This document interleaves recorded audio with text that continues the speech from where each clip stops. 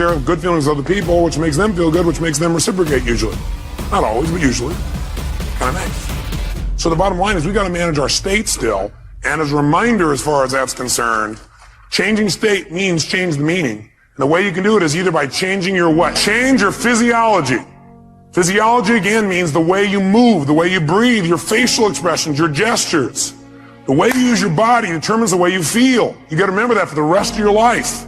If you're not feeling the way you want to feel, first thing you do is just change the way you're moving. Emotion is created by what? Motion. Emotion is created by motion. You have 50 muscles in your face. A slight change in any of these muscles will radically change the way you feel. Remember we did this last time, I think. What I'd like you to do right now, real quick, is create some tension in your body, some tension, then put a big, huge smile on your face while you're doing it and notice how it feels. How many feel somewhat excited when you feel this? Let me see your hands. You know why? Excitement has tension in it. The only difference is you send a different biochemistry into your body. You fire off different biochemicals when you make a smile. Physically, it changes. You want to get depressed? What do? Drop your shoulders, look down, breathe shallow, drool. Right? Change the way you move. Some people have limited emotions because they have limited motion. They're trying to express their feelings and they go, I have something important I want to share with you. Hear me. Feel me. I am man. Feel this? Versus, listen to me. Come on, let's make this happen. Let's do this. Do you understand what I'm talking about here? The more emotion you have, the more emotion you have. And there's certain emotions you're not feeling because you're not making certain movements happen in your face. You want to change that. You want to go for more. See, did I mention to you last time, did we talk about how certain people live together for a long time begin to look like each other? Did I mention it? Remember why? Because in order to be in rapport, we like people who are like us. So we mirror back similar facial expressions. You do it enough, we literally mold our muscles to be in that way. We use those kinds of emotions on an ongoing basis. A lot of people look like their dog. I don't have the explanation for that one. I don't know if they're mirroring in that case, right? Maybe they're trying to pick somebody like it, right? But see, the thing we got to realize is we got to control our physiology. So throughout this day, as last time, I want you to remember to live at level 10. You remember what that means? Living at level 10 means what you got to do is ask yourself on a scale from 0 to 10, where's my level of energy? 0 is dead, 10 is unstoppable. Which level is going to allow you to get more out of this weekend? Which one? 10, without a doubt. If nothing else happens from you coming to these fortune programs, but every time you get here, you demand from yourself for 4 days to live at level 10. You think you might develop a little stronger emotional muscle, yes or no? And pretty soon what used to be hard to do, like demanding 10, is the way you live. It's easy. It's like you can live that way easy, no problem. And now you go home and you live at that level. Does that impact your patients, yes or no? Does that impact each other in the office, yes or no? Does it impact your home life? Does that impact those ecstasy ideas we had about the relationship at home? Yes. See, if you're level 10 every time with your personal relationship, would that enhance it, yes or no? So how do you determine whether you're at 10 or not? You decide to go there, and the way you decide to go there is you got to ask yourself on a regular basis, where am I? See, I found the more you measure something, the better it gets. But if you don't measure it, you're not going to do well. If you set a goal on New Year's Eve, and then you check next New Year's, you're in trouble. Because you had one correction. It was at the end of the year, and it was too late. Once a month, you got a better chance. Once a week, you can really have it. Once a day, you won't have a bad year, you won't have a bad month. The worst you have is a bad day. The more we measure, the better we get. So what we've got to do is ask ourselves, where are we on a scale from 0 to 10? Where are you right now on a scale from 0 to 10? Sit right now like you would if you were at level 10. Okay, that's clear, you weren't at 10 then, isn't it? Come on, sit the way you'd be at level 10. I mean, absolutely, totally energized, excited, having fun, being outrageous, playful. Sit the way you'd be sitting right now if you're at level 10. Come on. And oh, you're not at 10. Come on. Come on, this is not 10. Let me see 10 here. Come on, even more energy, come on. Most of you would probably have to make some noise or do something with your body to get to level 10. Come on, wake your body up. Come on, come on, come on, come on, come on. Come on, wake your body up. Come on. Come on. And I want to ask you a question. What is the focus of your life?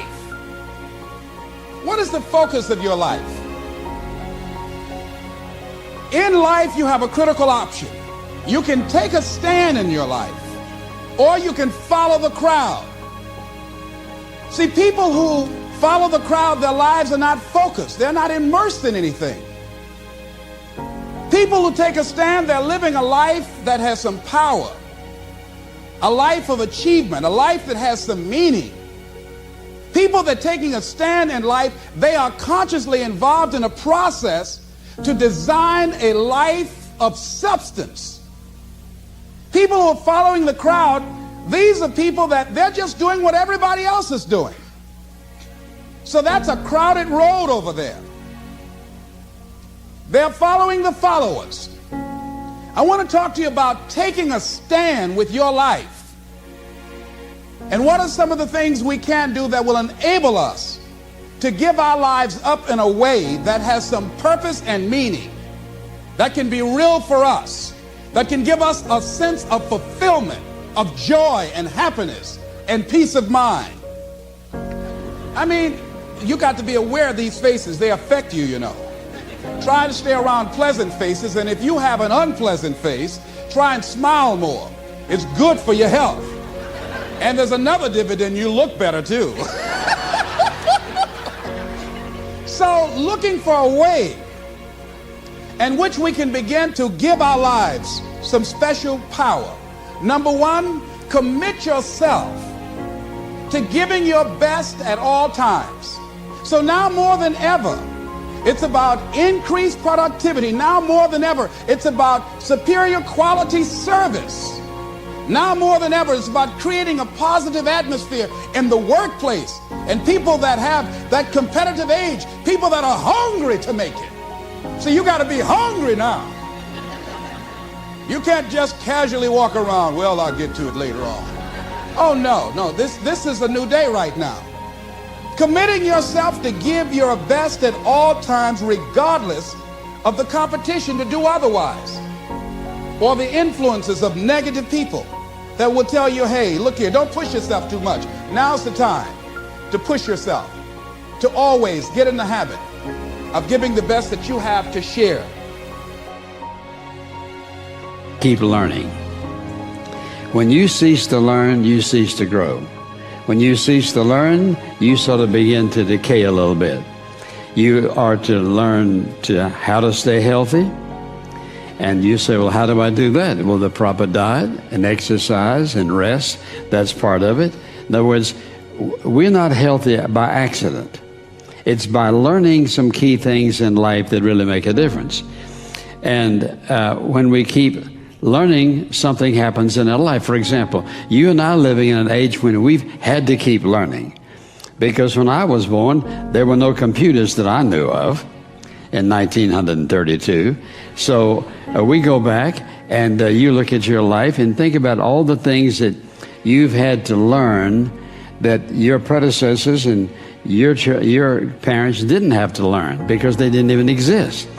So if you're going to be useful all the days of your life, you've got to be willing to keep learning. So I would simply say that a lazy brain is an aging brain. You don't want to learn, what happens? You start decaying.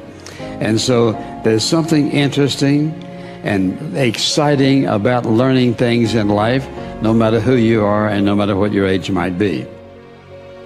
It's fine if you're still upset and discouraged. I'm still discouraged each day. I still feel doubt each day. I still feel stress and overwhelm. Those feelings spark up, but feelings don't have to own you. Feelings don't have to stop you. Listen, my friends, feelings are signals. Feelings are signals to explore something, to gut check something, to act on something. But those signals don't have to be the thing driving the car. You can say, you know what, I feel doubt and I'm still going to take a step here. You can say, you know what, I feel discouraged today, so I'm still going to cheer somebody on social media or text. You can still move forward even when you don't feel perfect. And I think that's one thing right now is so many people, they're like, I don't feel perfect.